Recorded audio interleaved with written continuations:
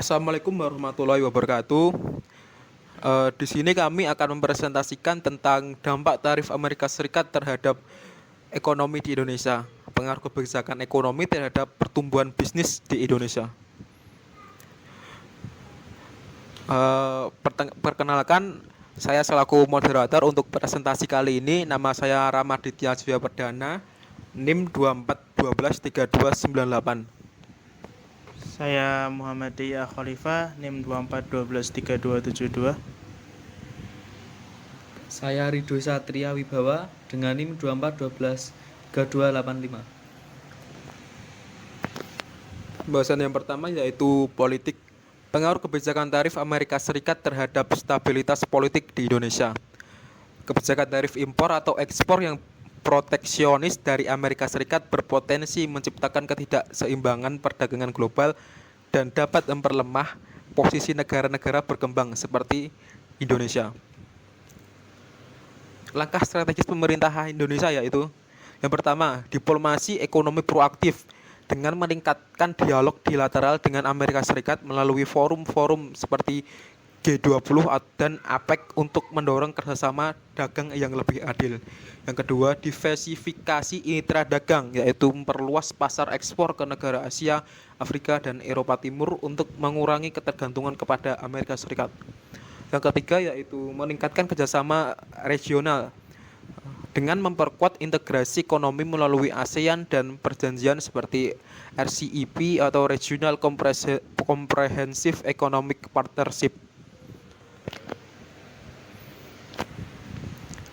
Yang kedua yaitu ekonomi. Analisis dampak lingkungan dari kebijakan tarif yang diterapkan oleh Amerika Serikat. Kebijakan tarif yang diterapkan oleh Amerika Serikat memiliki sejumlah dampak lingkungan yang signifikan, baik secara langsung maupun tidak langsung. Berikut analisisnya. Analisis pertama yaitu peningkatan emisi domestik. Tarif mendorong relokasi industri ke dalam negeri seperti baja atau aluminium yang cenderung lebih polutif dan meningkatkan penggunaan energi fosil. Analisis yang kedua yaitu hambatan adopsi teknologi hijau. Tarif terhadap produksi ramah lingkungan, contohnya seperti panel surya dari Cina, membuat harga naik dan memperlambat transisi energi bersih. Analisis yang ketiga yaitu untuk yang pertama, perpindahan polusi ke negara lain. Kedua, produksi bisa berpindah ke negara dengan regulasi lingkungan yang lemah menyebabkan carbon leakage dan tak mengurangi emisi global. Cara menangani dampak lingkungan dari kebijakan tarif Amerika Serikat. Untuk mengatasi dampak lingkungan akibat kebijakan tarif, pemerintah Amerika Serikat perlu menyeimbangkan perlindungan industri dengan keberlanjutan. Emisi domestik yang meningkat karena kembalinya industri berat bisa dikurangi dengan aturan emisi ketat, penggunaan energi bersih, dan insentif bagi industri ramah lingkungan. Tarif yang menghambat impor produk hijau seperti panel surya yang sebaiknya dievaluasi. Produk ramah lingkungan bisa bisa dibebaskan dari tarif sambil mendorong produksi teknologi hijau dalam negeri agar tetap kompetitif. Agar polusi tidak berpindah ke negara lain atau carbon leakage, Amerika Serikat bisa menerapkan pajak karbon pada barang impor dari negara yang standar lingkungannya rendah. Ini mendorong standar global yang lebih adil dan mendukung upaya penurunan emisi secara internasional. Kemudian masuk bagian 3 yaitu sosial. Pengaruh kebijakan tarif pada kesejahteraan masyarakat Indonesia.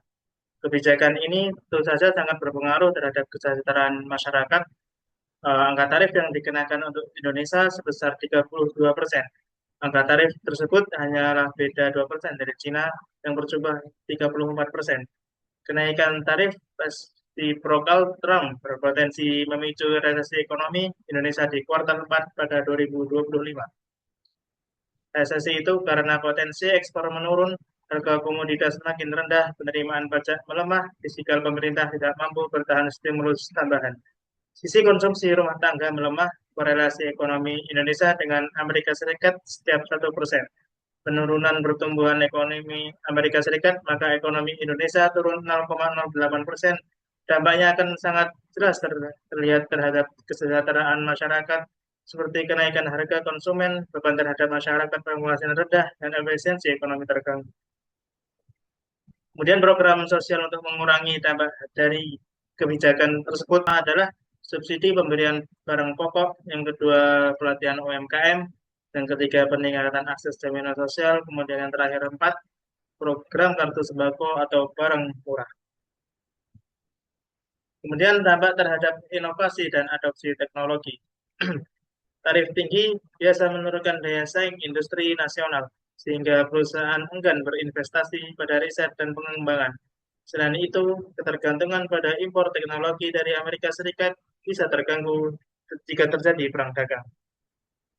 Langkah untuk mendorong teknologi lokal, yaitu investasi dalam R&D domestik melalui hibah insentif pajak bagi perusahaan teknologi lokal, kemudian kolaborasi dengan universitas dan lembaga penelitian untuk menciptakan produk inovatif, kemudian perlindungan paten dan kekayaan intelektual untuk mendorong inovasi lokal. Yang terakhir, pendanaan startup teknologi melalui dana ventura pemerintah dan swasta. Kebijakan tarif terhadap lingkungan. Kebijakan proteksionis Amerika Serikat bisa mendorong negara berkembang untuk mengeksploitasi sumber daya secara berlebihan guna mengimbangi kerugian ekspor yang berujung pada degradasi lingkungan. Selain itu, pergeseran ekspor ke negara-negara lain dengan standar lingkungan lebih longgar dapat memperburuk emisi karbon global. Integrasi kebijakan lingkungan dalam pertumbuhan ekonomi. Integrasi kebijakan lingkungan dalam pertumbuhan ekonomi diantaranya yaitu pengembangan ekonomi hijau melalui investasi dalam negeri terbarukan dan industri keberkelanjutan. Inisiatif carbon pricing dan green tax untuk mendorong pengurangan emisi. Yang terakhir, mendorong ekspor produk ramah lingkungan yang memiliki nilai tambah dan akses lebih luas di pasar global. Aspek hukum dari kebijakan tarif Amerika Serikat. Kebijakan tarif sepihak dari Amerika Serikat bisa bertentangan dengan prinsip Organisasi Perdagangan Dunia atau WTO, terutama jika tidak berbasis pada kesepakatan multilateral. Hal ini membuka ruang sengketa dagang internasional. Langkah hukum yang dapat diambil di Indonesia: mengajukan gugatan ke WTO bila terdapat pelanggaran terhadap General Agreement on Tariff and Trade atau GATT, melibatkan ASEAN sebagai blok regional dalam menghadapi kebijakan diskriminatif, membentuk perjanjian dagang bilateral atau multilateral yang kuat untuk melindungi produk ekspor Indonesia dari hambatan tarif yang tidak adil.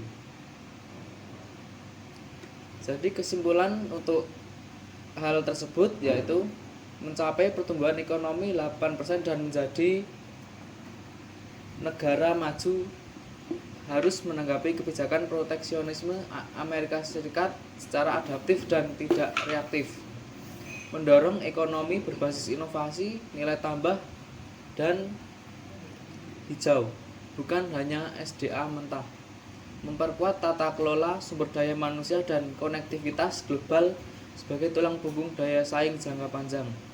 Dengan pendekatan terpadu ini, Indonesia tidak hanya mampu bertahan menghadapi tekanan global, tapi juga memimpin dalam peta ekonomi baru dunia. Sekian presentasi dari kami. Wassalamualaikum warahmatullahi wabarakatuh.